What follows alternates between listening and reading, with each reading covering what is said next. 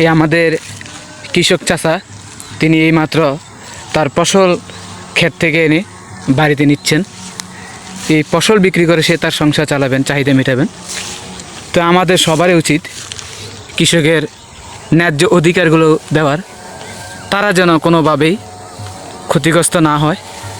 কারণ কৃষকরা যদি ফসল উৎপাদন না করে তাহলে আমরা কী খেয়ে বাঁচব? তারা ফসল উৎপাদন করতে আমরা আজ ধান থেকে চাল, চাল থেকে ভাত খাইতে পারছি। মাছের দেয় বাঙালি, ঋতুর এই বাংলাদেশ আমাদের। সবাই সবসময় কৃষকদেরকে সম্মান করবেন।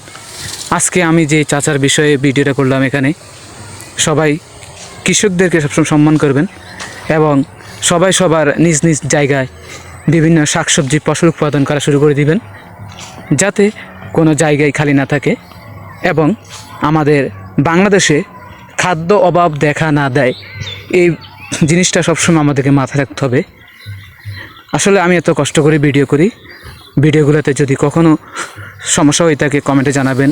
ভালো না লাগলে আপনারা লাইক শেয়ার করে দিবেন এবং আপনারা কমেন্টে জানাবেন আমি কোন ধরনের ভিডিও করতাম।